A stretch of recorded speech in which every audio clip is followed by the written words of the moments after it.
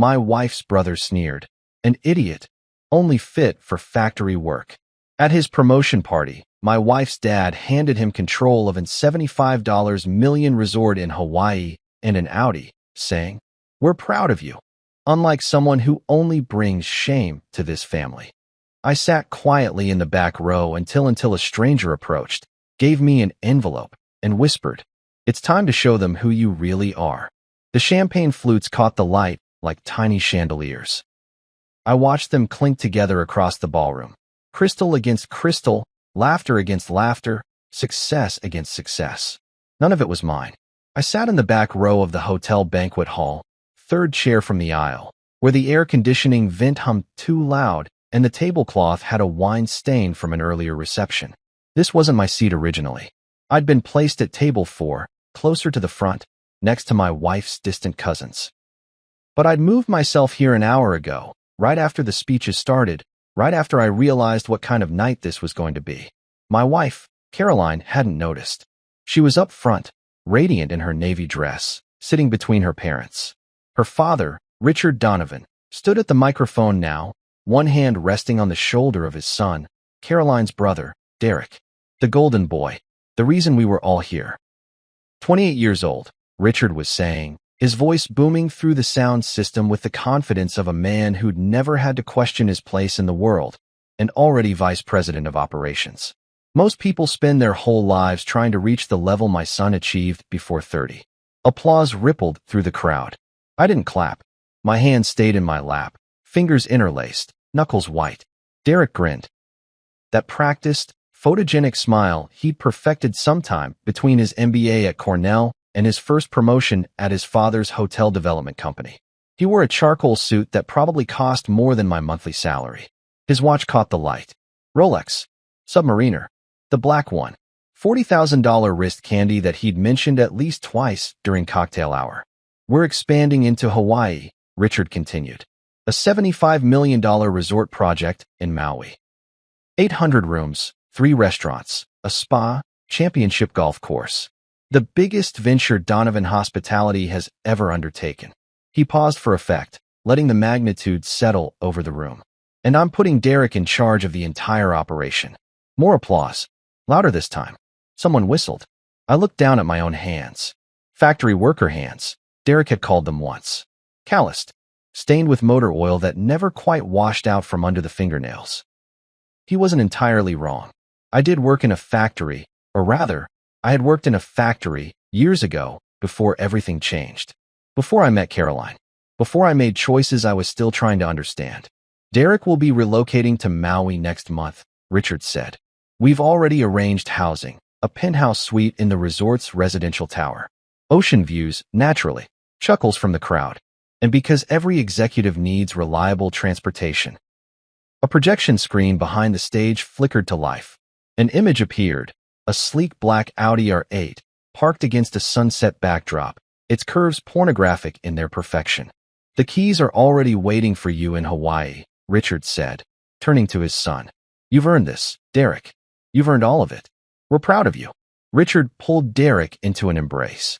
The kind of hug fathers give sons when they're not just proud, but validated. When their offspring prove that the family legacy will continue, that the name means something, that the bloodline carries excellence. Then Richard said it. The thing I'd been waiting for all night. The thing I knew was coming because Richard Donovan never missed an opportunity to remind me of my place in his family hierarchy. He didn't turn toward me, didn't look at my table in the back, didn't even acknowledge my existence directly. But his next words, delivered into the microphone with that same booming confidence, found me anyway. "We're proud of you, Derek. Proud in a way that parents hope to feel, but don't always get to." A meaningful pause. "Unlike some people who've joined this family, you've never brought us anything but honor. You've never made us question our judgment. You've never made us ashamed." The room went quiet for a heartbeat. Not silent. The air conditioning still hummed. Someone's phone buzzed. A server's shoes squeaked against the polished floor, but quiet enough that everyone knew exactly what had just happened. Caroline's shoulders tensed. I could see it from across the room, the way her spine straightened, the way her hand moved toward her water glass and then stopped halfway, uncertain. She didn't turn around, didn't look at me, but I knew she'd heard it. Everyone had heard it. Derek's grin widened, just a fraction. A millimeter of satisfaction that most people wouldn't catch, but I'd been watching him long enough to recognize his tells. This was the moment he'd been waiting for all night. Not the resort, not the Audi, but this. The public confirmation that he was the success and I was the failure. The worthy son versus the disappointing son-in-law. He'd called me worse before, of course. Usually when he thought I couldn't hear, though sometimes he didn't bother with that courtesy. An idiot. That was his favorite. Only fit for factory work. That was the follow-up, the 1-2 punch of his disdain.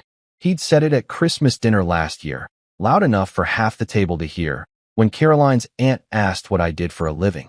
He'd said it again at Caroline's birthday party in March, when someone commented on my quiet demeanor. He doesn't talk much because he doesn't have much to say. Factory work doesn't require complex thought. Caroline had defended me both times. Sort of.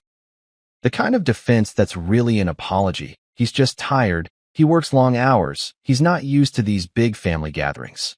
That somehow made me feel smaller than Derek's insults did. The speeches continued. Derek took the microphone and delivered remarks that were probably written by a PR consultant. Humble-sounding words about hard work and opportunity and family values that rang hollow when delivered by someone who'd never had to work hard for anything, never had an opportunity denied, never questioned whether his family would catch him if he fell. I stopped listening, started thinking about the factory instead, the plant where I'd worked for 3 years, right out of high school. Third shift, automotive parts assembly. The kind of job that teaches you what your body can endure when your brain shuts off. 10-hour shifts of repetitive motion, the smell of machine lubricant and hot metal, the constant noise that made your ears ring even after you went home. The kind of job that Derek Donovan would consider beneath him, unworthy of a man with ambition. The kind of job I'd actually been good at. I'd worked my way up to line supervisor by year 2. Caught inefficiencies in the production sequence that saved the plant $40,000 in wasted materials. Trained new hires who went on to become shift managers themselves. It wasn't glamorous work, but it was honest, and I'd been proud of it. Then I met Caroline. She'd come to the factory for a college journalism project. A human interest piece about manufacturing jobs in the Midwest, something about the dignity of labor, or the forgotten American worker, or whatever thesis her professor had approved. She'd interviewed me for 20 minutes in the break room, and I'd fallen in love somewhere between her question about workplace safety and her observation about the way sunlight cut through the industrial windows at exactly 4 p.m. when the second shift started. We dated for 8 months before I met her family. She'd been hesitant to introduce me. I understood why now, though I didn't then. I thought she was just taking it slow, being cautious. Turned out she was preparing me, or preparing them, or maybe just delaying the inevitable disappointment. Richard Donovan had looked at me the way someone might look at a stain on expensive upholstery, a problem to be assessed, a defect to be managed. Derek had been worse. Immediate dismissal, the kind of instant judgment that comes from someone who's never questioned his own superiority. Caroline's mother, Patricia, had been polite in that lethal way that wealthy people perfect, all surface manners masking complete disinterest. But Caroline loved me, or said she did. And when we got married 2 years later, in a ceremony that cost more than my annual salary and featured a guest list I'd contributed exactly 7 names to, I thought maybe I'd proven something. Maybe I'd shown them I was worthy of their daughter, despite the factory job, despite the lack of pedigree, despite everything I wasn't. I'd been wrong. The speeches ended. Dinner was served, some kind of beef with a sauce I couldn't pronounce, vegetables arranged like art, dessert that looked too beautiful to eat. I pushed food around my plate and watched Caroline laugh at something her father said. She looked happy, genuinely happy. For her brother, for her family, for this moment that I wasn't really part of. I checked my watch. 9:47. The party would probably go until 11, maybe midnight. I could leave early, claim a headache or early morning obligations, but Caroline would be upset. Not angry. She never got angry with me, just disappointed. Hurt that I couldn't endure one night for her family. So I stayed. Drank too much of the wine that servers kept refilling. Watched Derek accept congratulations from an endless stream of relatives and business associates and friends who all seemed to speak the same language of success and opportunity and achievement. I was contemplating how to gracefully disappear to the bathroom for 10 minutes when the stranger appeared. He materialized next to my table without warning, without the approaching footsteps I should have heard on the polished floor. One moment I was alone in my back row exile, and the next he was standing there, a man in his 60s, maybe older, with silver hair and a dark suit that was expensive but understated. Not flashy like Derek's. Serious. Professional. "Mr. James Hartley," he said. Not a question. A statement. I looked up. "Do I know you?" "No." He reached into his jacket pocket, pulled out a cream-colored envelope. Legal size. Thick paper. "But I know you." He held the envelope out to me. I didn't take it. "I'm not interested in. It's time to show them who you really are," he said quietly. His voice was calm, matter-of-fact, the tone of someone delivering information rather than making a request. The envelope contains documentation, instructions, proof of things that will become very relevant very soon. I stared at him. Proof of what? Everything. He set the envelope on the table in front of me, next to my wine glass. "Read it tonight. Decide what you want to do with it. But know that after tonight, after this moment, you won't be able to pretend anymore. You won't be able to sit in the back row and accept their judgment. The truth has been quiet too long." "Who are you?" He smiled. Not warmly, but not unkindly either. "Someone who believes in accountability. Someone who thinks you've suffered their arrogance long enough." He glanced toward the front of the room, where Derek was posing for photos with his new car key fob. "Someone who knows that the Donovan family's success isn't quite as legitimate as they pretend." My heart started beating faster. "What do you mean?" "Read the envelope, Mr. Hartley. Then decide if you want to keep being the family disappointment, or if you want to remind them why they should have treated you better." He turned and walked away before I could respond, disappearing into the crowd of guests with the same inexplicable smoothness that he'd appeared. I looked down at the envelope. My name was written on the front in elegant calligraphy, James Hartley. Nothing else. No return address, no indication of what was inside. I picked it up, felt its weight, heavier than a simple letter. Documents, the stranger had said. Proof. The party continued around me. Caroline was dancing now, pulled onto the floor by her college roommate, her face flushed with wine and happiness. Derek stood with his father near the bar, both of them laughing at something, both of them holding identical tumblers of whiskey, both of them perfectly content in their world where success was inherited and shame was something that happened to other people. I slipped the envelope into my jacket pocket and left my table. Found the exit. Stepped into the hotel corridor, where the noise of the party became muffled and distant. Found the men's room. Locked myself in a stall. Opened the envelope. The first document was a legal contract dated 18 months earlier. Donovan Hospitality Group, represented by Richard Donovan, CEO, entering into a development partnership with Kaena Properties LLC for the construction of a luxury resort in Maui, Hawaii. Projected cost, $75 million. Completion date, 24 months from signing.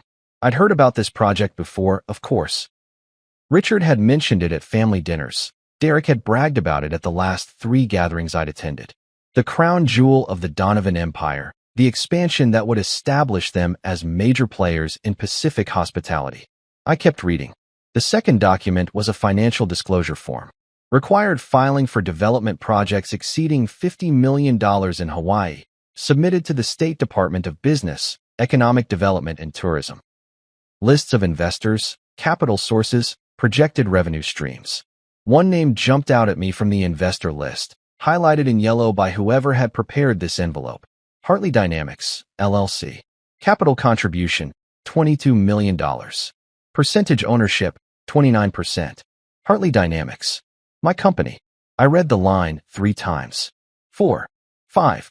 The words didn't change. My hands started shaking. I pulled out the third document. An affidavit signed by Richard Donovan's attorney, dated 6 weeks ago, filed with the Hawaii Business Registry. A legal statement confirming that Hartley Dynamics, LLC, was a wholly owned subsidiary of a larger investment firm registered in Delaware. That investment firm's managing partner, James Michael Hartley. Me. The fourth document was my own signature, scrawled across a power of attorney form I didn't remember signing. Dated 4 years ago, right before Caroline and I got married. Authorizing my father-in-law to act on my behalf in certain business matters, to make investment decisions using accounts and assets that I stopped. Went back to the first page. Read the header again. Hartley Dynamics, LLC. And then it hit me. Not slowly, not gradually, but all at once, like someone had opened a door in my mind that I'd kept locked for so long I'd forgotten it existed. Hartley Dynamics wasn't just my company. It was my inheritance. My grandfather had founded it 60 years ago, a manufacturing conglomerate that started with a single tool and die shop in Michigan and grew into something much larger. Automotive parts, aerospace components, industrial machinery. By the time I was born, Hartley Dynamics had contracts with Ford, Boeing, General Electric. Revenue in the hundreds of millions. My father had run it until his death when I was 19. Heart attack at 53, sudden and brutal, leaving behind a company in transition and a son who had no idea how to fill his shoes. That's when the lawyers had appeared. Family lawyers, corporate lawyers, estate attorneys who'd explained that the company would be managed by a board of trustees until I turned 25. That my inheritance was protected, growing, invested wisely. That I didn't need to worry about anything except finishing school and deciding what I wanted to do with my life. I'd worked at the factory because I wanted to understand the business from the ground up. That's what my father had always said. You can't run a company if you don't know what it's like to work in one. So I'd taken a job at one of our plants, not as the owner's son, but as a regular hire, using my mother's maiden name so no one would treat me differently. That's where I'd met Caroline. That's why I'd been there at all. And then we'd gotten married. And sometime in the chaos of wedding planning and moving into our first apartment and building a life with this woman I loved, I'd signed some papers. A lot of papers. Prenuptial agreements and insurance forms and account authorizations. Caroline's father had helped arrange everything, had been so kind, so supportive, so different from the man I'd later come to know. Just a formality, he'd said about the power of attorney. In case something happens and Caroline needs to make medical or financial decisions. You understand. I'd signed it. Trusted him. Trusted Caroline. Never thought to ask questions. The fifth document was a bank statement. Hartley Dynamics operating account at Chase Manhattan. Balance, $347 million. $347 million. I sat on the toilet in that hotel bathroom stall, designer envelope in my lap, documents spread across my knees, and felt my entire reality disassemble and reconstruct itself into a shape I didn't recognize. I wasn't the factory worker, wasn't the disappointing son-in-law, wasn't the man who brought shame to the Donovan family. I was the man who'd been bankrolling their success for 4 years without knowing it. The sixth document made it explicit. A spreadsheet showing fund transfers from Hartley Dynamics accounts to various Donovan hospitality projects. The Hawaii resort was the biggest, $22 million, but there were others. A restaurant chain in Arizona, for $1 million. A boutique hotel in Manhattan, $8 million. A real estate development in Colorado, $6 million. $40 million of my money, funneled into Richard Donovan's empire while he stood in front of a ballroom full of people and called his son-in-law an embarrassment. While Derek sneered about factory workers and idiots. While Caroline sat silently and let them. The final document was a handwritten note on plain white paper. Mr. Hartley, your father-in-law has been using your power of attorney to access your inheritance for 4 years. Every major Donovan hospitality project since your marriage has been partially funded with your money. They've kept you in the dark deliberately. Convinced you that you're still just a factory worker, that your inheritance is being managed, that you don't need to worry about financial matters. They've stolen $40 million from you. More importantly, they've stolen your identity, your dignity, your right to know who you are. The Hawaii resort project is in trouble. Construction delays, cost overruns, supplier disputes. It's over budget by $30 million and 6 months behind schedule. Richard Donovan is on the verge of bankruptcy. Derek's promotion is a desperate attempt to save a failing project. Without your continued investment, Donovan Hospitality will collapse within 60 days. You have leverage now. The question is whether you'll use it. A friend. I read the note twice. 3 times. Tried to find holes in it. Inconsistencies. Reasons to dismiss it as some kind of elaborate fraud. But the documents were real. I could feel it. The signatures, the account numbers, the corporate seals, all real. And more than that, it explained things. The way Richard always deflected when I asked about my inheritance, saying the trustees were handling it. The way Caroline got uncomfortable whenever I mentioned wanting to review the accounts.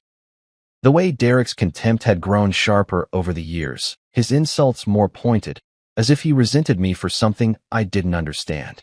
They knew. All of them knew. I was the golden goose, and they'd been plucking my feathers while convincing me I was a pigeon. I sat there for a long time. Long enough that someone knocked on the stall door and asked if I was okay. Long enough that the party noise from down the hallway shifted from energetic to winding down. Long enough that I missed dessert and the farewell toast, and probably Caroline noticing my absence. When I finally emerged, my face looked different in the bathroom mirror. Same features, same hair that needed cutting, same 5 o'clock shadow that Caroline was always asking me to shave more carefully. But my eyes were different. Harder. Clearer. Awake. I gathered the documents, returned them to the envelope, and went back to the party. Caroline found me immediately. Where were you? I looked everywhere. Are you feeling okay? You look pale. I'm fine, I said. My voice sounded strange. Steadier than usual. Just needed some air. The party's almost over. Derek wants to take some family photos before everyone leaves. She paused, studying my face. James, are you sure you're all right? Perfect, I said. Let's take the photos. We gathered near the stage, the Donovan family and their disappointing appendage. Richard in the center, Patricia on his right, Derek on his left holding his symbolic car key fob, Caroline next to her brother, me on the far end, where I always stood, the edge of the frame where I could be cropped out later if needed. The photographer counted down. 3, 2, 1. I smiled. For the first time in 4 years, I smiled at a Donovan family event, and meant it, because I knew something they didn't. The game had changed, and I was about to start playing. Saturday morning arrived with the kind of sunshine that felt like mockery. I woke early, before Caroline, and lay in bed listening to her breathe, soft, even, the sleep of someone whose conscience was clear, or clear enough. Our apartment was in a converted warehouse in the Arts District, exposed brick and high ceilings that Caroline had fallen in love with immediately. It's so authentic, she'd said when we first toured it, running her hand along the original 1920s brick. So much character. We'd signed the lease that afternoon. I'd paid the deposit with money from my checking account, the account that held my factory salary, the money I earned from actual work, the only money I thought I had. Never mind that my real accounts, the ones I didn't know existed, could have bought the entire building without denting the balance. I got up carefully, trying not to wake her, and went to the kitchen. Made coffee, stood at the counter, and opened my laptop.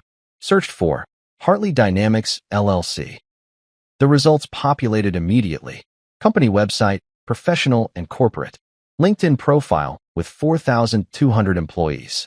News articles about manufacturing contracts and aerospace innovations.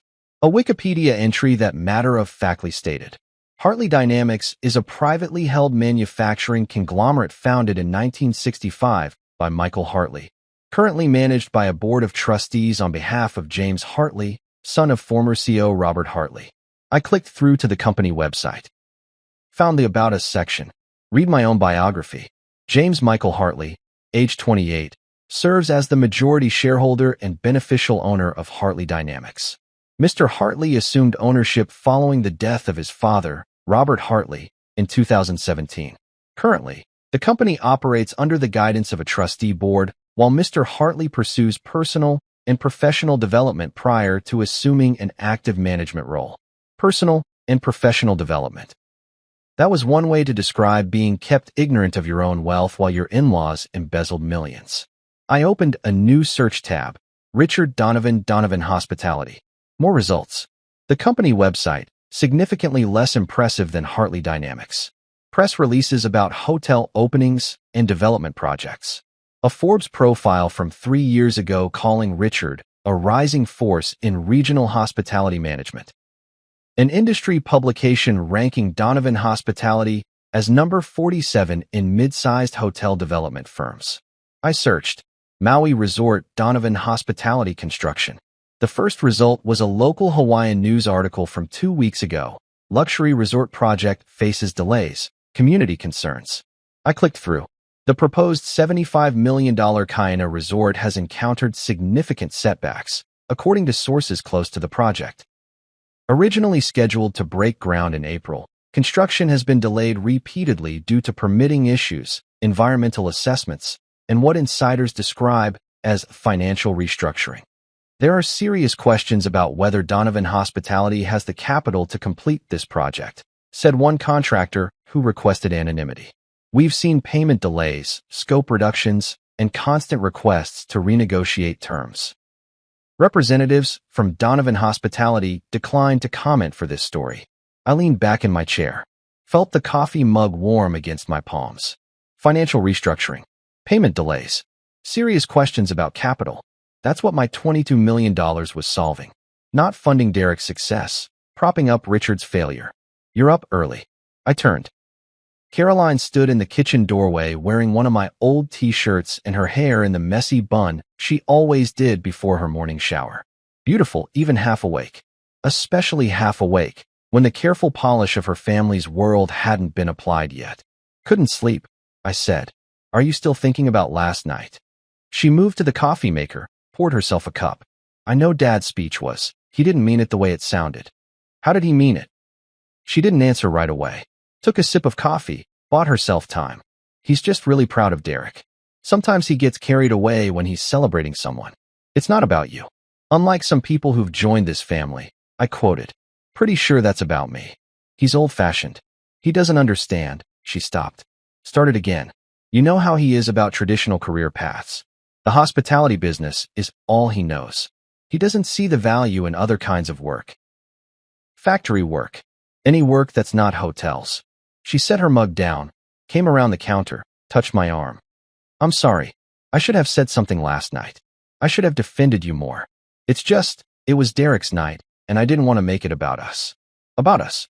As if my public humiliation was a couple's issue, something we both contributed to equally. It's fine, I said. It's not fine. I can see it's bothering you. Her eyes were concerned, genuine. This was the Caroline I'd fallen in love with. The woman who actually gave a damn about my feelings, who wasn't a Donovan by choice, but by birth. Do you want to talk about it? I looked at her. Really looked. Tried to see past my anger to the woman I'd married. Tried to decide if she was complicit or oblivious, manipulative or manipulated. Did you know? I asked. Know what? About my inheritance. About Hartley Dynamics. About what your father has been doing with my accounts. The color drained from her face so fast I saw it happen in real time, like watching someone realize they've been caught in a lie before they've even opened their mouth. What are you? Yes or no, Caroline? Did you know? She stepped back from me, put the counter between us again. Her hands were shaking. Who told you? That was all the answer I needed. It doesn't matter who told me. What matters is that it's true. She closed her eyes, took a breath. When she opened them again, she looked tired. The kind of tired that has nothing to do with sleep. It's not what you think. What I think is that your family has been stealing from me for 4 years. They haven't been stealing. What would you call taking $40 million from my accounts without my knowledge or permission? It's not. You don't understand how these things work. It's investment. Partnership. Your money has been earning returns. My money has been propping up your father's failing company. She flinched. That's not fair. Fair. I heard my voice rising, couldn't stop it. You want to talk about fair? Fair is your brother calling me an idiot at family dinners. Fair is your father announcing to a room full of people that I'm an embarrassment. Fair is me sitting in that factory every day thinking I need to save money, thinking I need to prove myself, thinking I'm lucky your family tolerates me at all. While the whole time I'm the one funding their success. James, did you know? I asked again. When we got married, when I signed that power of attorney, did you know what it meant? What they were going to do? She looked at me, silent. And in that silence, I found my answer. Oh my God, I laughed, bitter and sharp. You knew from the beginning. It wasn't like that. Then what was it like, Caroline? Explain it to me. Use small words, since I'm only fit for factory work. Stop it. Her voice cracked. Just stop. You don't know what it's been like. What it's been like for you. Being married to a man you helped rob. I didn't rob you. I didn't. It wasn't my idea. Dad said it was temporary, said the trustees had approved it, said you'd signed off on everything. I signed off on a power of attorney for medical emergencies. Not a blank check for your father's entire business operation. She was crying now, tears running down her face, but I couldn't find sympathy. Couldn't reach past the anger that was crystallizing in my chest like ice forming on a window. Why? I asked. Why didn't you tell me? Because I love you. She said it desperately, like the words could fix this. Because I knew if you found out, you'd leave. You'd think I only married you for your money. Did you? No. God, no. I love you, James. I have always loved you. The money wasn't. It doesn't matter to me. But it mattered enough to keep secret. She didn't answer.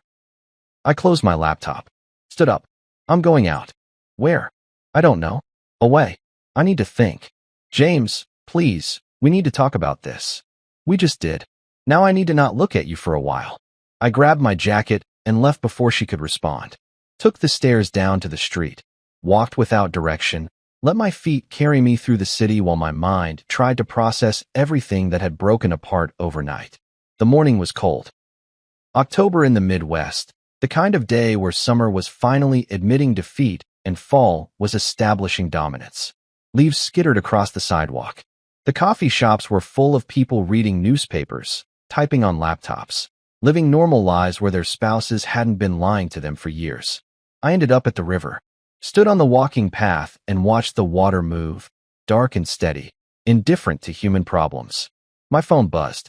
Caroline, texting, please come home. We need to talk. I'm so sorry. Then another. I know you're angry. You have every right to be. But please don't make any decisions right now. Please just come home and let's figure this out together. Then another. I love you. I turned the phone off. Kept walking. Hours passed. I bought a sandwich from a food truck and didn't taste it. Sat on a bench and watched joggers pass. Tried to decide what I was going to do. The documents in the envelope had been clear. Without my continued investment, Donovan Hospitality would collapse. Richard's empire was built on my money, and once I withdrew that foundation, everything would crumble. I could destroy them. One phone call to the trustees, one letter to my attorney, and I could pull every dollar out of their reach. Cancel the Hawaii resort. Bankrupt the company. Watch Richard's pride shatter along with his portfolio.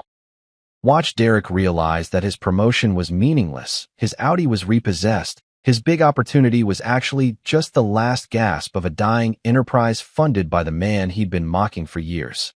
Watch Caroline. I stopped, looked at my phone. Still off. Caroline, who'd lied to me, who'd known, who'd chosen her family's financial security over my right to know the truth about my own life. But also Caroline, who'd cried in our kitchen this morning, who'd said she loved me, and I believed her, even through everything else, who was caught between her family and her husband, and had made the wrong choice, but maybe out of fear rather than malice. Maybe. I turned my phone back on, ignored the 23 text messages and 7 missed calls from Caroline. Opened my contacts, scrolled to a name I hadn't called in years, Marcus Chun. Marcus had been my father's attorney, then my attorney by inheritance. The man who'd explained my trust fund when I was 19 and devastated. The man who'd told me not to worry, that everything was being handled, that I could take my time figuring out what I wanted to do with my life. He answered on the second ring. James Hartley. I was wondering when I'd hear from you. You knew, I said. I suspected. I couldn't confirm without your explicit inquiry, and you never asked. Why not? Because you signed a power of attorney authorizing Richard Donovan to make investment decisions on your behalf. Everything he's done has been technically legal, if ethically questionable. I couldn't intervene without proof that you wanted to revoke that authority. I want to revoke it now. Silence on the line. Then, I'll have the paperwork drawn up by Monday morning. Once you sign, all access to your accounts will be immediately terminated. Any investments made under the power of attorney will be frozen pending your review and decision. What happens to the Hawaii resort? If you withdraw funding, it stops. Construction halts. Donovan Hospitality defaults on their obligations. They'll face lawsuits from contractors, investors, probably bankruptcy within weeks. And if I don't withdraw funding, then you become an active participant in your own exploitation. I watched a duck land on the river. Smooth, effortless, like it had never doubted where it belonged. I need to think about it, I said. James. Marcus's voice was careful. I served your father for 20 years. I've known you since you were 8 years old. So let me speak plainly. Whatever you decide to do about the money, do not let them continue to treat you as less than you are. You're not a factory worker who married up. You're the heir to one of the most successful manufacturing companies in the country. Don't let anyone, not even your wife, convince you otherwise. She knew, I said. Caroline, she knew the whole time. Then she made a choice. Now you need to make yours.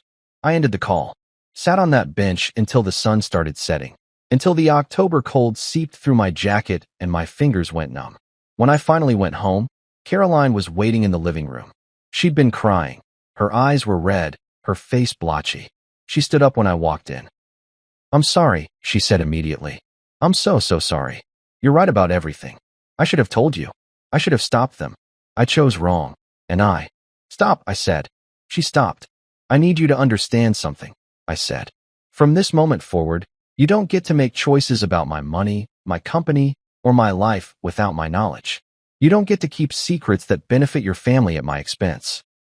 You don't get to stand by while your father and brother treat me like I'm worthless. I know. I won't. I promise. I'm not finished. I set my keys on the counter. I'm revoking your father's power of attorney.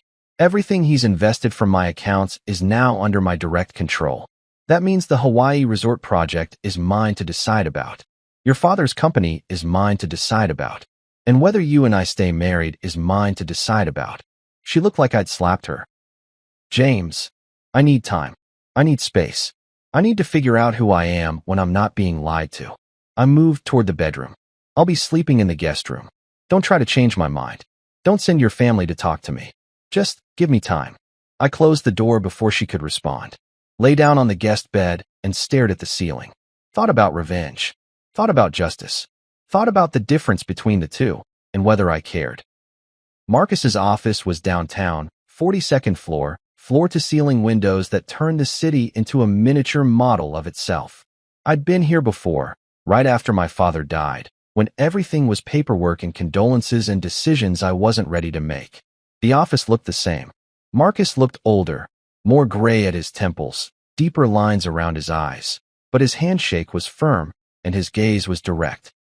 Let's get straight to it, he said, gesturing to a conference table covered in documents.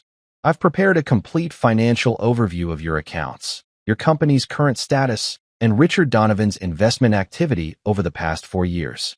I sat down, started reading. The numbers were staggering. Hartley Dynamics annual revenue, $420 million. Net profit, $68 million. My personal accounts, separate from the company.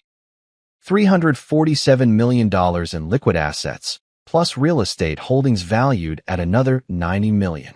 I was worth $500 million. While I'd been worrying about whether I could afford a nicer apartment, Richard has been treating your accounts as his personal venture capital fund, Marcus said, pointing to a spreadsheet. He's invested $42 million from your accounts into Donovan hospitality projects over 4 years. The Hawaii Resort is the largest single investment at $22 million, but there are 11 other projects ranging from $3 million to $8 million each. Are any of them profitable? 2. The Arizona restaurant chain is performing moderately well, about 4% annual return. The Manhattan Boutique Hotel is breaking even. The rest are either underwater or barely treading water. And Hawaii? Marcus pulled out a separate folder. Disaster. The project is over budget by $37 million. Construction is 6 months behind schedule. There are liens from 3 major contractors for unpaid invoices.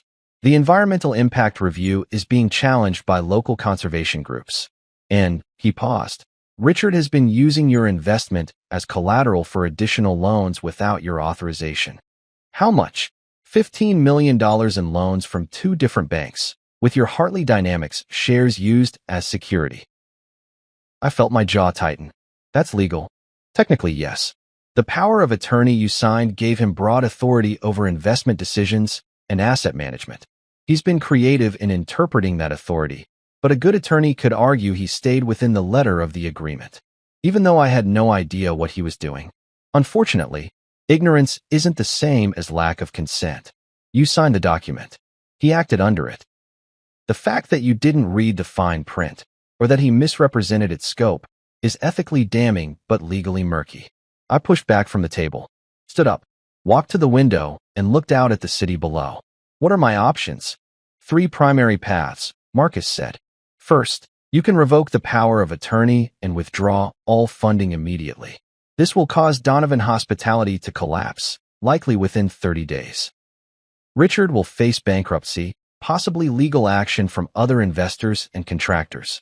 Your investment will be mostly lost. You might recover 20% through asset liquidation, but the rest is gone. Option 2. You can maintain the current arrangement, but take active control. Become a voting board member of Donovan Hospitality. Supervise the Hawaii project directly. Force Richard to operate transparently. This salvages your investment, potentially generates returns eventually, but ties you to your in-laws professionally for years. Option 3.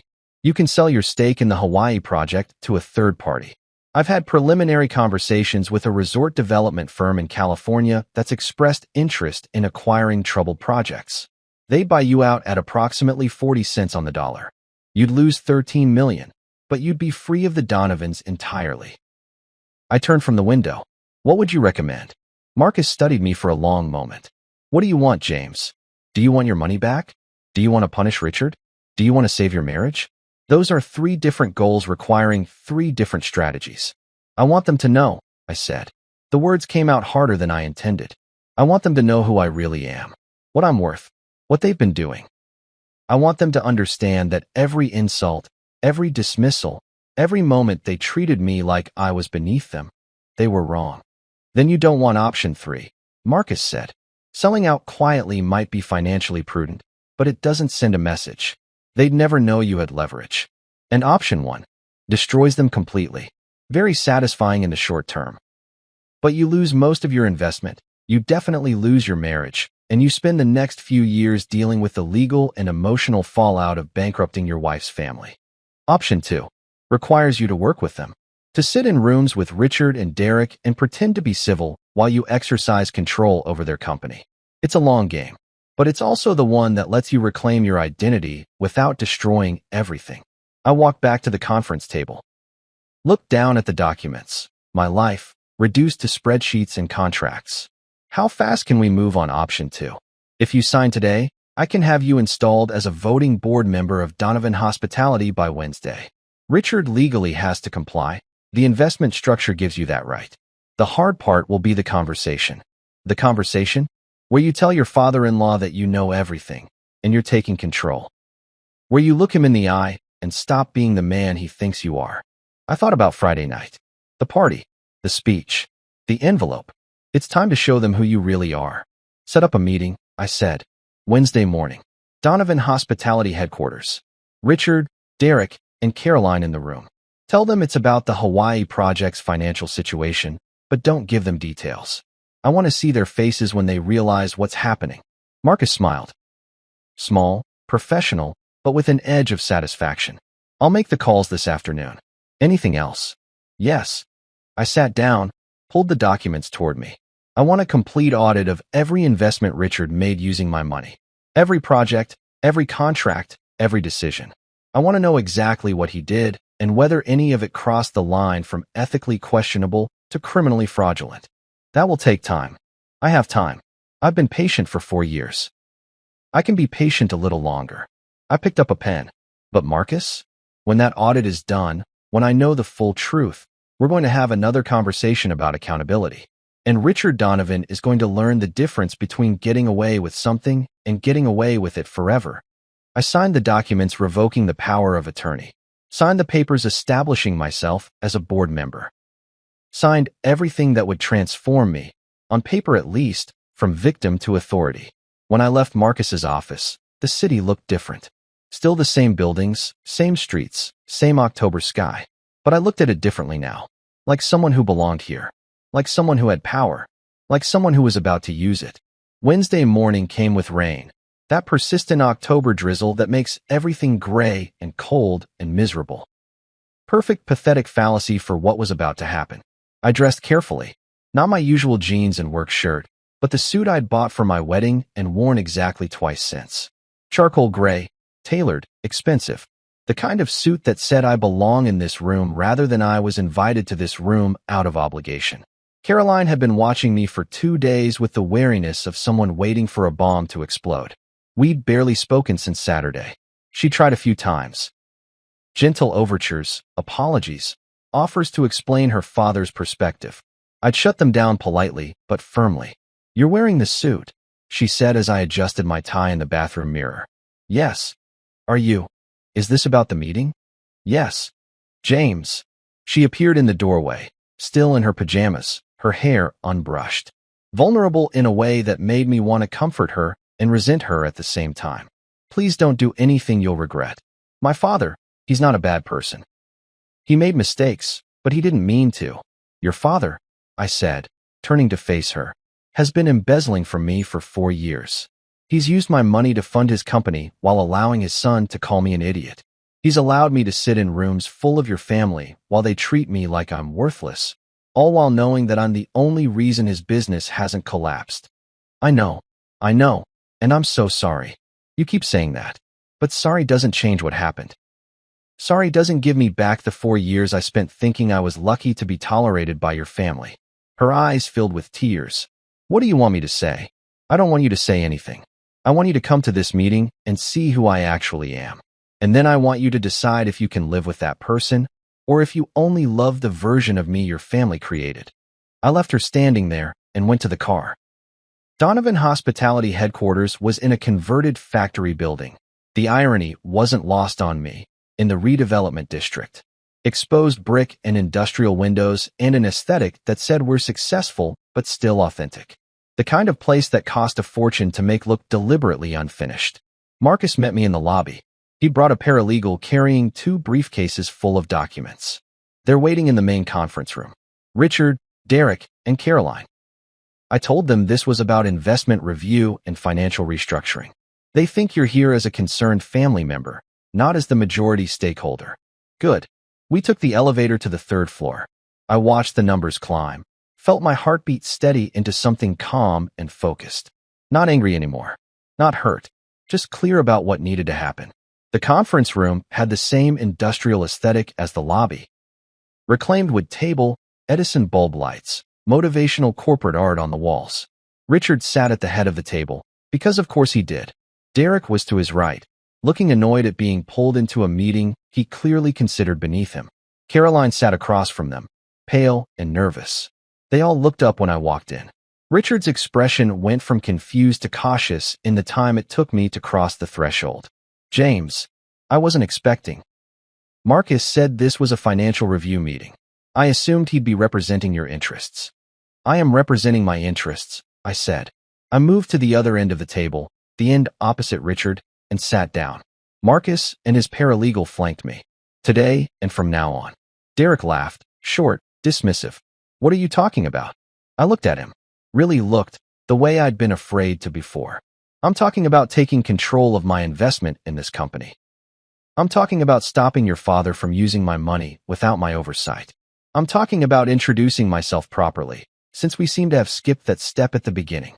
"James," Richard said carefully, his tone the one he probably used with unpredictable clients. "I understand you're upset about some things that were said at Derek's party.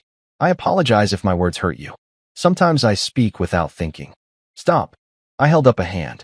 "We're not here to discuss your speech. We're here to discuss $42 million. The room went very quiet. "That's how much you've invested from my accounts into Donovan Hospitality projects over the past 4 years, I continued. $42 million. Without my knowledge. Without my explicit consent. Using a power of attorney that I signed for medical emergencies, which you've reinterpreted as carte blanche to use my inheritance as your personal venture capital fund." Richard's face had gone carefully blank. Derek looked confused, his eyes darting between me and his father. Caroline was staring at the table. "I don't know what you think you've discovered," Richard said. "But everything I've done has been legally authorized under the agreement you signed. Marcus can confirm. Marcus can confirm that you've been technically legal and ethically bankrupt," I said. "But let's be clear about something. The power of attorney you've been hiding behind? It no longer exists. I revoked it on Monday. Which means every dollar of mine that's currently tied up in your projects is now under my direct control." Derek found his voice. "What the hell are you talking about?" "He's talking about Hartley Dynamics," Marcus said, opening one of the briefcases. "Perhaps you gentlemen aren't familiar with it. It's only one of the largest privately held manufacturing companies in the Midwest. Annual revenue of $420 million. Current portfolio value of approximately $500 million. He pulled out a document and slid it across the table toward Richard. It's owned by your son-in-law. The silence that followed had weight. Physical, crushing, the kind of silence that happens when reality reorganizes itself into a shape no one expected. Derek picked up the document, started reading. His expression went from confused to shocked to something that might have been horror. This can't be. He looked up at me. You're James Hartley? The Hartley Dynamics heir. I prefer the term owner, but yes. But you worked in a factory. One of my factories, I said. I was there to learn the business from the ground up. The way my father taught me. He believed you couldn't run a company unless you understood every part of it, including the factory floor. Richard was still staring at the document. His hands were shaking slightly, so slightly I might not have noticed if I hadn't been watching for it. You knew, Derek said, turning to his father. All this time, you knew who he was. I managed his investments, Richard said tightly. That's all. It was a legitimate business arrangement. It was theft, I said. You convinced me to sign a power of attorney under false pretenses, then used it to raid my accounts while telling me my inheritance was being managed by trustees. You used my money to build your company while letting your family treat me like I was worthless. You stood in front of 200 people last Friday and called me a shameful embarrassment while I was literally the only reason your business hasn't collapsed. That's not. I never meant. Richard was struggling, his usual confidence cracking. James, you have to understand, I did this for Caroline. For your future. I was making investments that would benefit both families. By keeping me ignorant, by letting Derek mock me, by taking my money and then calling me worthless. I stood up, walked slowly around the table until I was directly across from Richard. Let me tell you what's going to happen now, I said. First, you're going to transfer primary oversight of the Hawaii Resort project to me. I'm now the senior board member on that project, with final approval over all major decisions. You'll continue to handle day-to-day operations, but you'll report to me. Weekly. You can't. I can. Marcus has the legal documentation. My investment stake gives me that authority. You can accept it voluntarily, or we can involve lawyers and courts and make this very public. Your choice. Richard's jaw tightened. Fine. Second, I continued. Derek's promotion is suspended until I complete a comprehensive review of his qualifications and the project's financial viability. He'll remain in his current position until I determine whether he's actually capable of running a $75 million development, or if his promotion was just nepotism covering for your company's desperation. Derek's face went red. Are you kidding me? Third, I said, not looking at him, keeping my eyes on Richard. You're going to call a family meeting. All the Donovans who were at that party on Friday night. You're going to tell them who I really am. You're going to explain that you've been using my money to fund the family business. And you're going to apologize for every dismissive comment, every insult, every moment you allowed your son to treat me like I was inferior. I won't. You will. Because if you don't, I'll withdraw my entire investment immediately. The Hawaii project stops. Your company files for bankruptcy within the month. And every contractor you've stiffed, every investor you've misled, every business partner you've lied to about your financial stability, they'll all learn that you were only solvent because you were embezzling from your son-in-law. The color had drained from Richard's face. You destroy Caroline's family over pride? Pride. I laughed. No, Richard. I'd destroy your company over $42 million and 4 years of humiliation. The fact that it's Caroline's family is unfortunate, but it doesn't change what you did. I walked back to my end of the table. Sat down. You have until Friday to call that family meeting. Marcus will send you the list of people I expect to be there. And Richard, I waited until he looked at me. From now on, when you talk about shame in your family, remember that the only person in this room who should be ashamed is you. I stood up. Marcus and his paralegal gathered their documents. Caroline hadn't moved, hadn't spoken. She sat there with tears running silently down her face, staring at nothing. Caroline, I said gently, are you coming home or staying here? She looked up at me. I don't know. Then figure it out. I'll be at the apartment when you decide. I left the room, walked past the industrial aesthetic and the motivational art and the carefully curated success of a company built on money they'd stolen from me. When I got to my car, my hands were shaking. Not from fear, from adrenaline, from the pure chemical rush of finally standing up and saying all the things I'd swallowed for 4 years. I drove home through the October rain and felt something like freedom. Friday arrived with cruel perfection. Sunshine, crisp air, the kind of fall day that made you believe in new beginnings. I spent the morning preparing, rehearsing the things I wanted to say, discarding the ones that sounded too angry or too petty or too much like I still cared what they thought of me. Caroline had come home Wednesday night, 3 hours after the meeting at her father's office. She'd looked destroyed, red eyes, trembling hands, the posture of someone who'd spent hours crying in their car. We'd talked, sort of, the kind of conversation where everything important is said in the spaces between words. She was sorry. She'd made a terrible mistake. She'd been afraid of losing her family, of losing me, of having to choose. She'd chosen wrong. She knew that now. I'd asked her one question. When did you decide I was worth lying to? She hadn't answered. Now we sat in my car outside her parents' house. A colonial revival in the suburbs, white pillars and black shutters, and a lawn that was always perfectly manicured. The kind of house that said we have money without being vulgar about it. Last chance to change your mind, Caroline said quietly. About what? About doing this. About humiliating them. She gestured helplessly. All of it. I'm not trying to humiliate anyone. I'm trying to establish the truth. The truth will humiliate them. You know that. Then maybe they should have thought about that before they decided to humiliate me for 4 years. She didn't respond. We got out of the car. The house was full. Richard had followed instructions. Or maybe Marcus's legal threat had convinced him to follow instructions. Every significant member of the Donovan family was there. Richard and Patricia, Derek, Caroline's aunt and uncle, the ones who'd asked about my job at Christmas, her 3 cousins, her grandmother, who'd once told me at a family dinner that manual labor was noble in its way, 2 family friends who'd been at Derek's promotion party. They were gathered in the living room, sitting on expensive furniture, drinking coffee from expensive cups, making expensive small talk.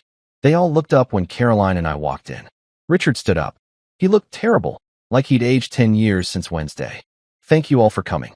I know the short notice was inconvenient, but there's something important that needs to be discussed. James has. That is, there's been a misunderstanding about. Let me, I said. I moved to the front of the room. Felt everyone's eyes on me. Curious, confused, some of them already annoyed because why was the factory worker taking charge of a family meeting? 4 years ago, I said, I married into this family. And from that first day, I've been treated like I wasn't good enough. Like I'd somehow tricked Caroline into marrying me. Like I was lucky to be tolerated. Uncomfortable shifting. A few glances at Richard, seeking guidance on how to react. At Christmas, Derek called me an idiot, only fit for factory work. At Easter, Uncle Tom asked me if I'd ever considered going back to school, getting a real career. Last month at Caroline's birthday, Grandmother told me that ambition was about choice, and some people just chose to be comfortable with less. Richard started to interrupt. James, this isn't. And last week, I continued, not letting him finish. At Derek's promotion party, Richard stood at a microphone and told 200 people that his son had never brought him shame, unlike some people who'd joined the family. Silence now. Complete silence. I sat in the back row and took it. The way I've taken every dismissive comment, every casual insult, every moment of being treated like I was less than you. I took it because I thought I was less than you. I thought I was lucky Caroline had chosen me. I thought I should be grateful her family put up with me at all. I pulled a folder from my jacket, set it on the coffee table. But here's what none of you knew, I said. My name is James Michael Hartley. I own Hartley Dynamics, a manufacturing company with annual revenue of $420 million. My personal net worth is approximately $500 million. And for the past 4 years, Richard has been using my money to fund Donovan Hospitality, including the Hawaii resort that Derek was just promoted to manage. I watched the information land, watched faces change from confused to shocked to disbelieving. Derek stood up. That's not, you're lying. The documentation is in the folder, I said. Corporate filings, bank statements, investment records. Everything Marcus Chun, my attorney, prepared for your review. You're welcome to verify it. Derek grabbed the folder. started rifling through pages. His hands were shaking. $42 million, I said. That's how much of my money is currently invested in Donovan hospitality projects. $22 million in the Hawaii resort alone. Richard's been using my accounts as his personal funding source while convincing me that my inheritance was being managed by trustees. James, Patricia said, the first time she'd spoken to me in probably a year. There must be some mistake. Richard would never. There's no mistake, Patricia. Your husband got me to sign a power of attorney under false pretenses, then spent 4 years embezzling from my accounts while letting your family treat me like garbage. Now wait just a minute. Uncle Tom started. No, you wait. I turned to face him. You've spent 4 years implying I'm not ambitious enough for your family, that I should want more, be more, do more. So let me tell you what I've been doing while you've been judging me. I've been letting the trustees manage Hartley Dynamics while I learned every aspect of the manufacturing business. I've spent time in factories, distribution centers, design facilities. I've learned how the company works from the ground up, the way my father taught me to. I've been preparing to take over one of the most successful private companies in the region. I looked around the room. At all of them. I've been building something, while you've been mocking me for it. Grandmother set down her coffee cup with a sharp click. Richard, is this true? Richard sat heavily in his chair. Didn't answer. Is this true? Yes, he said quietly. But it's not. I didn't mean for it to be. James authorized me to make investments on his behalf. Did he know? She demanded. Did he know who he was when he signed that authorization? He had just gotten married. I thought it was better not to. You thought it was better to steal from him. Her voice was ice. You thought it was better to use him while letting Derek mock him. While letting all of us mock him. She stood up, walked directly to me. I owe you an apology, she said. A profound one. I've been cruel to you based on assumptions that were entirely wrong. I'm sorry. She held out her hand. I shook it. One by one, others followed. Uncle Tom, Aunt Sarah, Caroline's cousins, looking mortified. The family friends, awkward and apologetic. Derek didn't move, didn't apologize. He stood there with the folder still in his hands, staring at the documents like they'd betrayed him personally. You let me, he said finally. You let me call you an idiot. Let me treat you like you were nothing. Why? Because I wanted to see what kind of people you were, I said. I wanted to know if your character would show through when you thought there were no consequences. And what did you learn? That you're exactly the person you seem to be. Mean. Entitled. So secure in your superiority that you never questioned it. He took a step toward me. You manipulated all of us. I existed honestly. You're the ones who made assumptions. Boys. Patricia's voice cut through the tension. That's enough. She looked at her son. Derek, apologize. I'm not. Apologize. Now. Derek's face went through several expressions. Anger, humiliation, resentment. Finally, I'm sorry. He forced the words out like they physically hurt. For calling you names. For treating you badly. For everything. It wasn't sincere, but it was something. I turned to Richard. And you? He looked up at me. There were actual tears in his eyes, whether from shame or fear or just the stress of everything collapsing. I couldn't tell. I'm sorry, James. I'm profoundly sorry. I thought I was helping. I thought I was making good investments with your money. I never meant to hurt you. You stood at that party, I said quietly, and called me a shame to your family. While I was the only reason your company hadn't collapsed. While my money was funding your son's promotion. While everything you claimed to have built was actually built on my inheritance. I know, and his voice broke. I was wrong. About everything. About you. About what you were worth. He stopped. Started again. If you want to withdraw your investment, I'll understand. I deserve that. But please, James, please don't punish Caroline for my mistakes. I looked at my wife. She sat on the couch, tears streaming down her face, watching her family's world reconstruct itself around a truth she'd helped conceal. That's not my decision, I said. Caroline's the one who has to decide if we stay married. Because she knew, Richard. She knew what you were doing, and she didn't tell me.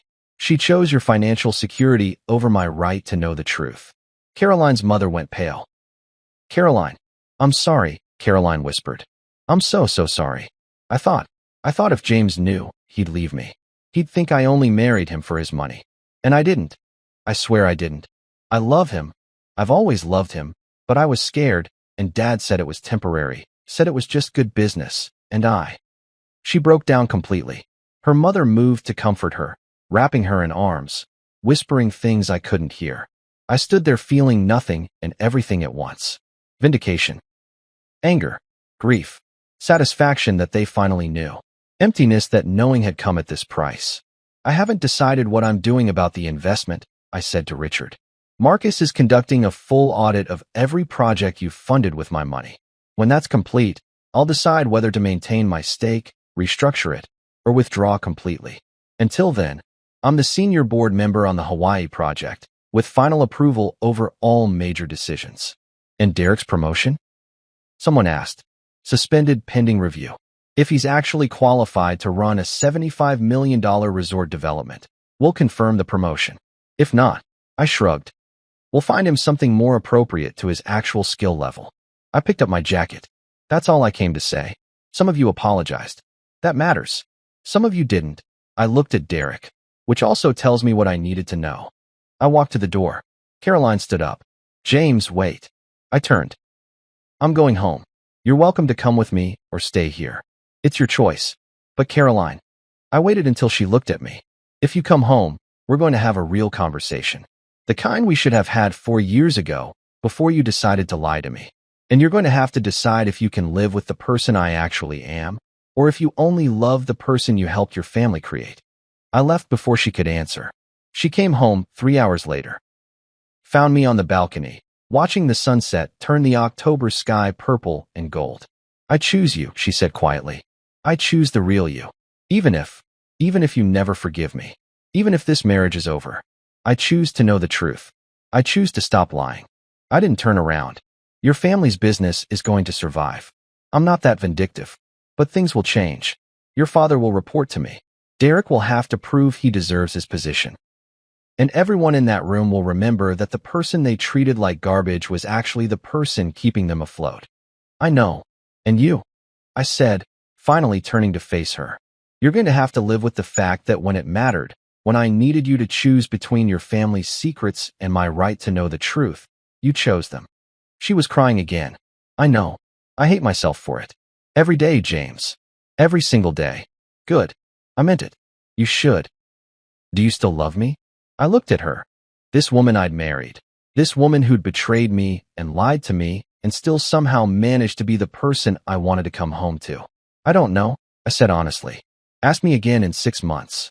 After we've both figured out who we actually are. She nodded. Accepted it. What else could she do? We stood there on the balcony as darkness fell, two people trying to figure out how to rebuild a marriage built on lies into something that might, possibly, someday be built on truth instead. I didn't know if it would work, but for the first time in 4 years, I knew I'd stop accepting less than I deserved. And that, at least, was a beginning. April in Maui is everything October in the Midwest isn't. Warm sun, clear water, air that smells like plumeria, and ocean salt. I stood on the construction site of the Kaina Resort, watching heavy machinery reshape the landscape into something that would, eventually, justify $75 million of investment. My investment. The spa building is ahead of schedule, Derek said, consulting his tablet. And we're under budget on the restaurant complex by about 7%. The contractor renegotiated supplier contracts, saved us almost $3 million. I nodded, didn't comment, made him wait. The penthouse tower has hit a small permitting issue with the county, he continued. But our attorney thinks it'll resolve within 2 weeks. We might lose 5 days of construction time, but nothing critical. And the environmental group's lawsuit? Settled. We agreed to expand the artificial reef project and fund a marine conservation program. Adds $400,000 to the budget, but it bought us community support and positive press coverage. I turned to look at him. You handled that negotiation? Yes, with Dad's oversight, but yeah, I handled it. 6 months ago, Derek would have said, I crushed that negotiation, or I owned those environmentalists. Now he just stated facts and waited for my evaluation. Progress. Good work, I said. He looked surprised, like he hadn't expected approval. Thanks. We walked through the site together. Derek pointed out progress on various buildings, explained timeline adjustments, mentioned cost-saving innovations. He was good at this. I'd learned that over the past 6 months, underneath the arrogance and entitlement, he actually understood hotel development. He just needed someone to challenge him, to make him prove his competence instead of assuming it. That someone, apparently, was me. Your dad's coming out next week for the quarterly review, I said. Make sure you have updated projections for the soft opening timeline. He'll ask, will you be there? Yes. This is my $75 million. I'm there for every major review. Derek nodded. James, can I ask you something? Go ahead. Why didn't you destroy us? After everything, the things I said, what my dad did, you could have pulled funding and walked away. You would have lost money, but we would have lost everything. Why didn't you? I thought about it. Revenge would have felt good for about 10 minutes. Then I'd have spent years dealing with the consequences. Legal battles, family destruction, a divorce I didn't actually want. This way, I get my investment back. Your family learns to treat me like a human being, and I get to watch you actually earn the position your father handed you. Is that all? No. I stopped walking, looked at him directly. I also wanted you to know what it feels like to have someone hold power over you, to have your success depend on someone else's approval, to wonder if you're actually good enough, or if you're just being tolerated. His face flushed. That's pretty harsh. Yes, it is, but you'll be a better person for it. We continued the site tour. By the time we finished, the sun was setting over the Pacific, turning the ocean into liquid gold. Derek was heading back to his hotel, but I had one more stop. Caroline was waiting at the penthouse suite. Our penthouse suite, the one Richard had promised Derek would be his. That had been one of my first executive decisions. If anyone was living in the resort's luxury housing, it would be the majority investor. Derek could keep the Audi. I got the ocean view. She was on the lanai with a glass of wine, watching the sunset. When she heard me, she turned and smiled. How was the site visit? Good. Derek's doing well. Ahead of schedule on most benchmarks. That must kill you, admitting he's competent. A little. I sat down next to her. But I'm adjusting. These past 6 months had been the hardest of my life, and also somehow the best. Caroline and I had done therapy, individual and couples. Hours of unpacking the lies, the choices, the fear that had driven both of us to accept a marriage built on fundamental dishonesty. It hadn't been pretty. There had been screaming fights and cold silences and nights where I'd wondered why I was bothering to salvage this. But there had also been honesty. Real honesty, the painful kind that strips away pretense and forces you to look at yourself clearly. Caroline had faced her complicity in her family's exploitation. I'd faced my own passivity, my willingness to accept mistreatment because I thought I deserved it. We'd both had to become different people. I talked to my father today, she said. He wanted to know if we're coming to Sunday dinner. Are we? I don't know. Do you want to? I thought about it. Your grandmother makes excellent pot roast. Caroline laughed, genuine, surprised. That's your criteria? Pot roast. It's a significant criteria. Then yes.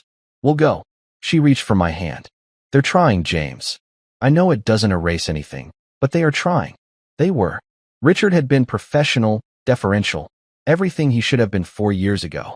Derek was learning to see me as something other than an obstacle or an inferior. Patricia had actually apologized, properly, without caveats. The rest of the family had followed suit. Grandmother had invited me to lunch last month, just the two of us, and spent 2 hours asking real questions about Hartley Dynamics, about my father, about my plans for the company. She'd treated me like someone worth knowing. It was late, but it was something. I'm going back to Michigan next month, I said. Marcus thinks it's time I started taking an active role at Hartley Dynamics. The trustees have done well, but the company needs direction. How long will you be gone? 3 weeks, maybe 4. I need to meet with the board, review operations, start transitioning into actual leadership. I looked at her. I'd like you to come with me. Really, really, you're my wife. And I paused, finding the right words. I want you to see the company, see the factories, meet the people. Understand the thing your family used without ever bothering to know what it actually was. She squeezed my hand. I'd like that. We sat in silence for a while, watching the last light fade from the sky. Do you love me yet? She asked quietly. Or should I wait another 6 months to ask? I turned to face her. I love you. I've always loved you. But love isn't enough, Caroline. We both know that now. Then what is enough? Trust, I said. Honesty. treating each other like equals instead of one person doing the other a favor by existing. And I pulled her closer, being willing to do the work even when it hurts. We've done a lot of work. We have, and we'll do more. I kissed her forehead. But I think we're going to make it. You think? I'm a realist. Sue me. She laughed, rested her head on my shoulder. Together we watched the stars emerge over the Pacific, two people who'd almost destroyed each other learning how to build something real instead. It wasn't the ending I'd imagined when I opened that envelope 6 months ago, but it was honest. And after 4 years of lies, honest was enough. The resort opened 18 months after that October night when a stranger handed me an envelope and changed my life. December in Maui. Tourist season, perfect weather, every room booked for the grand opening weekend. I stood at a microphone in the main lobby, looking out at a crowd of 300 guests, investors, and press. Richard and Derek were in the front row. Caroline stood to my left, wearing the blue dress she'd worn to Derek's promotion party. Different woman now, different marriage, different everything. Thank you all for coming, I said. The Kaena Resort represents an 18-month journey from concept to completion. $75 million, 800 rooms, 3 restaurants, a world-class spa, and a championship golf course. It's the largest single project Donovan Hospitality has ever completed. Polite applause. But more than that, I continued, it represents what's possible when people learn to work together honestly. When families stop hiding behind pretense and start treating each other with respect. When success is built on truth instead of secrets. I caught Richard's eye. He nodded slightly. Acknowledgement, maybe gratitude. This resort wouldn't exist without Richard Donovan's vision and Derek Donovan's execution.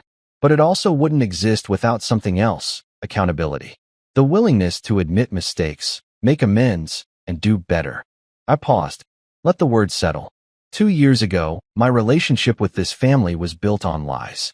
They didn't know who I really was. I didn't know what they were doing. And everyone was pretending that everything was fine, even though it wasn't. Then someone forced the truth into the open, and everything fell apart. The crowd was very quiet now. This wasn't the typical corporate ribbon-cutting speech. But falling apart was the best thing that could have happened, I said. Because you can't build something real on a foundation of lies. You have to clear away the pretense first. Destroy the false version before you can create the true one. I looked at Caroline.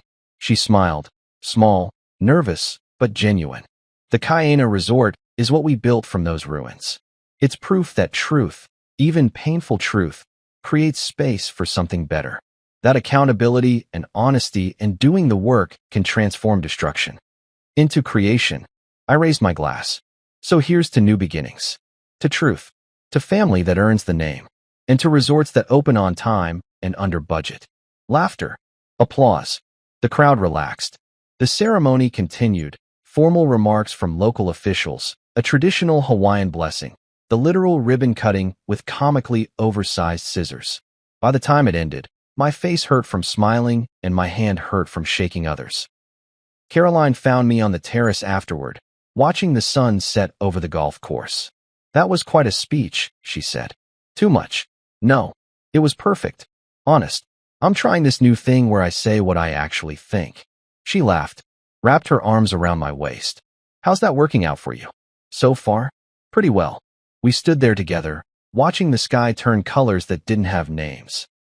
Your father asked if I'd consider making Donovan Hospitality a permanent partner for Hartley Dynamics corporate housing needs, I said. We're expanding into 3 new cities next year. That's about $60 million worth of business over 5 years. What did you say? I said I'd consider it. If Derek sends me a formal proposal, with actual cost projections and competitive analysis. You're going to make him work for it. Obviously. But also, he's earned the right to try. Caroline was quiet for a moment. Then, I'm proud of you. For what? For handling all this with more grace than any of us deserved. For being the bigger person when you had every right not to be. For, she gestured at the resort. For building something good from something terrible. We built it, I corrected. Both of us. Together. After I lied to you for 4 years. After we both made mistakes. After we both learned better. I kissed her. I'm not interested in keeping score anymore, Caroline. We either move forward together, or we don't move at all. Together, then. Together. That night, there was a private dinner for family and close friends. Just 30 people in the resort's best restaurant. Course after course of food I couldn't pronounce. Wine that cost more than my first car. Grandmother stood up to make a toast halfway through the meal. "I'm 93 years old," she said, her voice still strong, still commanding. "I've seen a lot of family drama in my time. Scandals and betrayals and feuds that lasted decades." She looked around the table. "But I've rarely seen a family learn from its mistakes the way this one has." She raised her glass toward me. "James, you could have destroyed us. You had every right to. Instead, you gave us a chance to be better, to earn your respect instead of expecting it. To learn that character isn't inherited, it's built through choices." She paused. "We're grateful. All of us. And we're better people for knowing you." "Hear, hear," someone said. Everyone drank. Derek stood up next. "I'm not good at this," he said. "Apologies. Emotions. Any of it." But he looked at me. "You were right. About everything. I was arrogant. Entitled. Mean. I thought I was better than you because of my last name and my degree and my—" he gestured vaguely. "Everything. And you let me think that. Let me show you exactly who I was when I thought there were no consequences." He swallowed hard. "It's been humbling. Having to prove myself to you.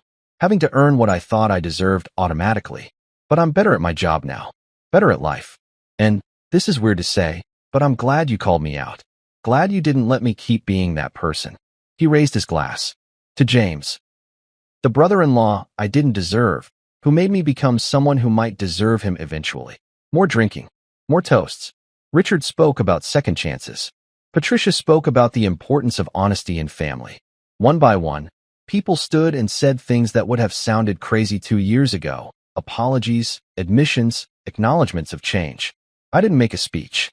Just sat there with Caroline's hand in mine, listening to people rebuild relationships with words.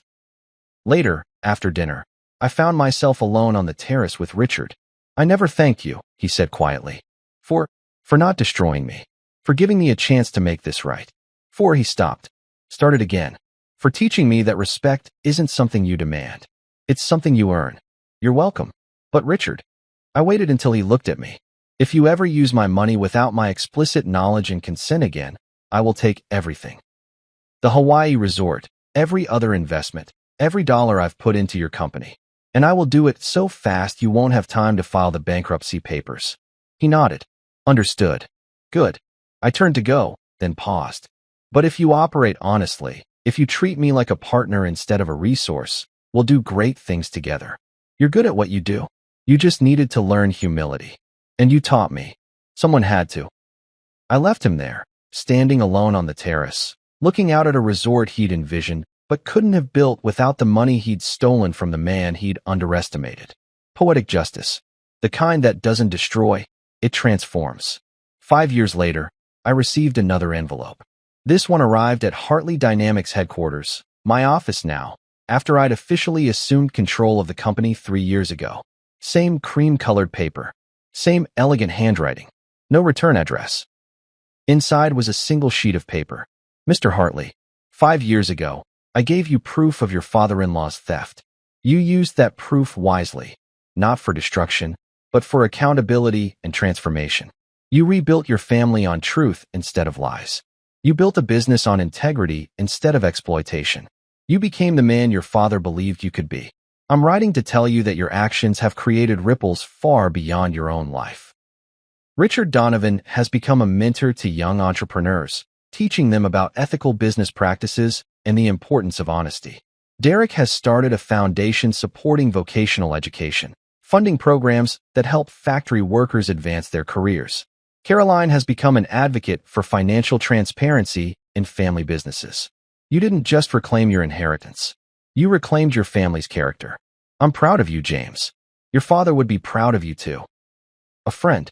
I read the letter 3 times.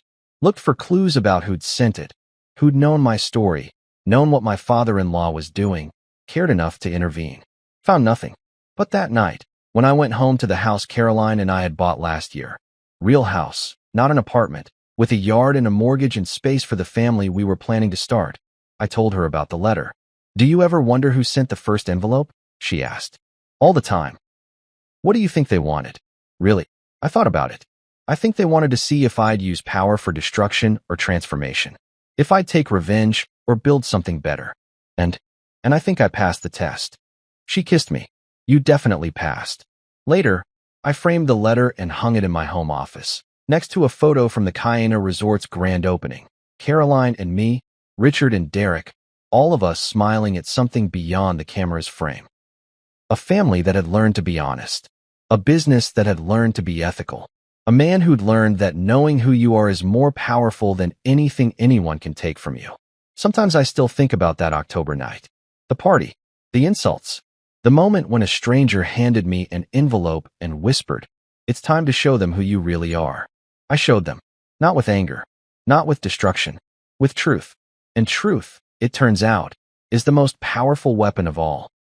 Not because it destroys people, but because it gives them a chance to become something better than they were. They took that chance. We all did. And from those ruins, we built something real.